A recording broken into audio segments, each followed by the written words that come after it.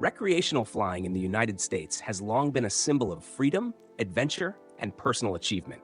For retirees, hobby pilots, and newcomers, hopping into a Cessna 172 Skyhawk, a Piper Cub J3, or even a sleek Diamond DA50RG has been a way to explore the skies on their own terms.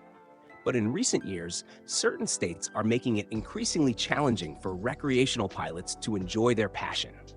Today, we'll explore 7 U.S. states where flying for fun is getting tougher, and we'll dive into what this means for you. As we go through this list, think about your own experiences and share your perspective in the comments. How do these restrictions affect your plans or dreams of flying? Let's begin with California. Known for its breathtaking landscapes and busy airspace, California is also notorious for its strict regulations, noise abatement rules, limited uncontrolled airspace, and increasingly congested airports make flying light aircraft like the Piper Cherokee 140 or the Cessna 177 Cardinal more complicated. Even small recreational airports face pressure from local communities, with tighter operational limits during weekends or evenings. For retirees who enjoy slow, scenic flights over the coast or mountains, this can be frustrating. Consider your own priorities. Is convenience and accessibility more important than scenery? Share your thoughts in the comments below. Next, New York. While New York offers diverse landscapes, from the Adirondacks to the Finger Lakes, recreational pilots face increasing airspace restrictions. Busy Class B and C airports, plus temporary flight restrictions around events in New York City, make planning a relaxed flight more challenging. Aircraft like the Beechcraft Bonanza G36 or Piper M600 SLS might be capable, but navigating these airspace limitations adds stress. Many retirees who fly for leisure appreciate predictability and quiet skies, and in New York, that can be harder to find. How do you adapt to complex airspace in your flights? Let us know in the comments. Florida is another state seeing tougher conditions for recreational flyers. With tourism, military operations, and major international airports, uncontrolled airspace is shrinking. Pilots of aircraft like the Diamond DA40 Star, Sling TSI, or Cubcrafters X-Cub often have to plan meticulously to avoid congested areas.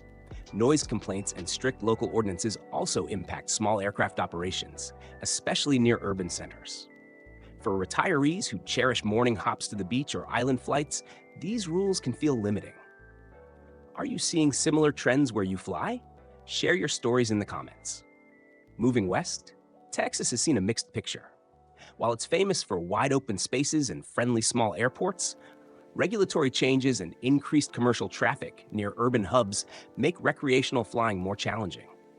Pilots in aircraft like the Piper Saratoga, Cessna, TTX, or Extra 330LX must be vigilant about temporary flight restrictions and controlled airspace expansions. Even for retirees with years of experience, planning a spontaneous cross-country flight requires more attention than ever. How do you balance freedom and safety in changing airspace? Let's discuss in the comments. Illinois faces challenges tied to weather, congestion, and airport closures.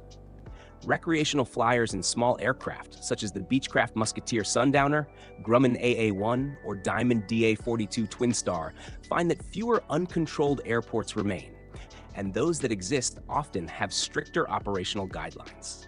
Retirees who once enjoyed simple weekend flights now need to monitor not just airspace, but local ordinances and noise restrictions.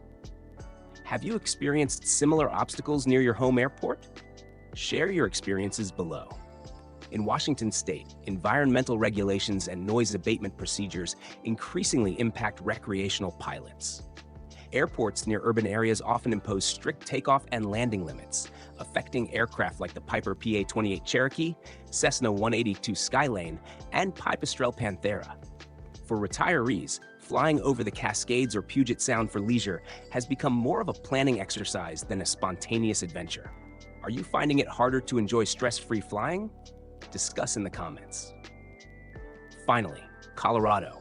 High terrain, busy commercial corridors, and increasing airspace restrictions combine to make recreational flying more complex. Aircraft like the Daher TBM 960 Pilatus PC-12 NGX, or even a simple Piper PA-18 Super Cub must navigate dense Class B and C airspace, plus mountain wave conditions. For retirees who love scenic mountain flights or high-altitude hops, the combination of regulation and environment creates unique challenges. How do you plan your flights in these conditions? Share your insights in the comments to help other pilots. Across all these states, a common theme emerges. Recreational pilots must now pay more attention to airspace, noise, and community concerns than ever before. While aircraft like the Cirrus SR-20 Cessna Citation Longitude or Beechcraft King Air 360ER offer advanced avionics to help manage complexity, the joy of simple, carefree flying can feel harder to achieve. This shift affects retirees and newcomers alike, requiring careful planning, updated knowledge, and sometimes a willingness to explore smaller airports or more remote locations. For those who have flown in multiple states, these differences can be striking. A flight in Oregon or Montana might feel open and free, while California or New York requires detailed pre-flight preparation. Pilots of aircraft like the Piper M700 Fury, Socata TB-20 Trinidad, or Van's RV-10 must adapt to changing rules without losing the sense of adventure that drew them to flying in the first place. How do you cope with these regional differences? Share your strategies in the comments. Recreational flying remains a deeply rewarding pursuit, but retirees and hobbyists must be aware of the growing challenges.